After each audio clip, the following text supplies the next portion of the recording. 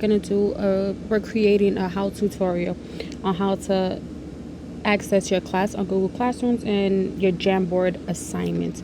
So first you want to go into your Google Classroom, which will be right here. You're going to find your class.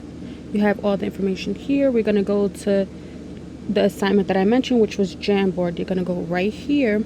You're going to click on this. You're going to have the stuff on the sides here. It's going to say one assignment, and it's going to have the student who's assigned to. You're going to go to instructions. On the instruction tab, you're going to see that it says, hi students. Below you will find your next assignment. It's going to give you a brief description of what is expected and what you are expected to do in this assignment. So you're going to come up with at least 3 facts about how to create a text to self writing.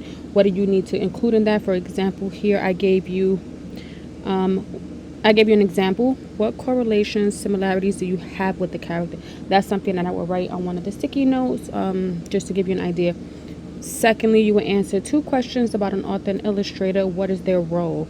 This will be on your second slide or second frame of your Jamboard lesson. Lastly, you will complete your graphic organizer. Down here, you will see a link. You will click this link. This is going to take you straight to the Jamboard. You are now in your Jamboard session. Up here, you don't need any of this, the frames or anything like that. Up here, you will see that is you can extend it. This will give you an overview of how many frames you have. We have 1, 2, 3. We will close that back. You will come here. Over here would be your pen. If you wanted to use it, you can pick a color, for example. Let's just say I do red right now. And then I close it. Right here is giving you a direction of what to do. Today we will be brainstorming, right? And you will be just jotting down what it takes. What do you need to do? What tips and strategies you can use to create your text to self writing right here.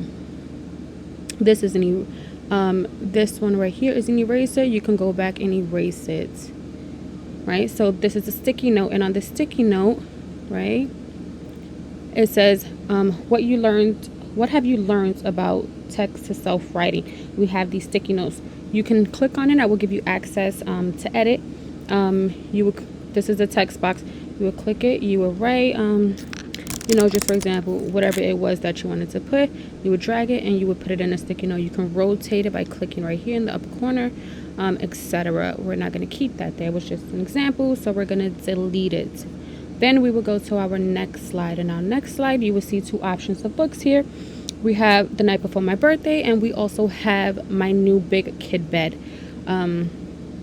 These are read alouds. The links are down here, as you can see. This is the first one for The Night Before My Birthday, and then the second one, My New Big Kid Bed. If you don't know how to use it, you would just click, copy, and paste, right?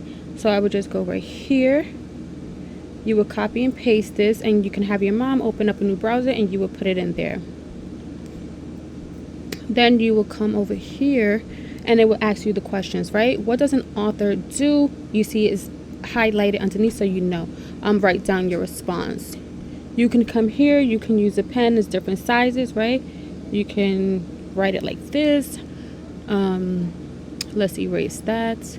Or you can add it in a text box like what I had showed you earlier, which is basically coming here, putting it here, and then, putting exactly what the author does. What is their purpose, right? What do they do in the stories? And the same for illustrator. What does an illustrator do? Write down your response. You would go right here, grab a text, put it, and move on. Then you will come to your last slide. And in this last slide, you will see an image. This is the graphic organizer, right?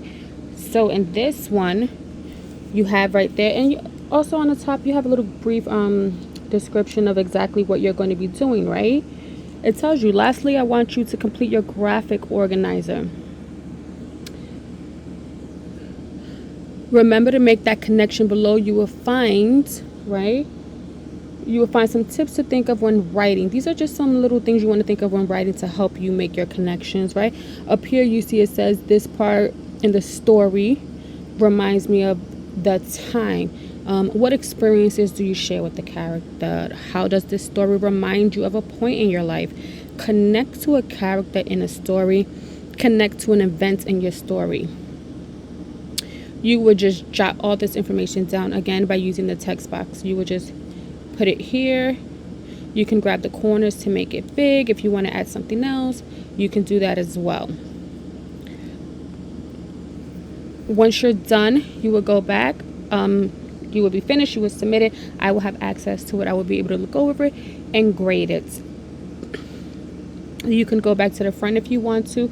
I will also recommend, if you go to frame 2, right, when you're reading whichever book you decide to read, option 1, I want you to think, right, like, what connection can you make with her, right? If I was reading a book about my birthday outfit, right, and the little girl's talking about her, talking about her dress, my connection would be, oh, I remember the time I had a birthday and my birthday dress was like this. What similarities? We both have birthday dresses, right? That's a similarity. That's a connection, a personal text to self connection, right? That's stuff you want to think about. So I would advise, if you want to have a paper out, just so you can jot this stuff down, so that when you get to do your graphic organizer, you already have some information there, and you would just have to post it here, right, using the text or anything like that. Remember, you have highlighters here, different size pens, in different colors. This is an eraser. This is to add images, and things like that. Okay, and this is how you will access your Jamboard on your Google Classroom. Okay, I hope that this was helpful for you, and I hope that you're able to learn from it. Thank you. And if you have any questions, please feel free to send me an email.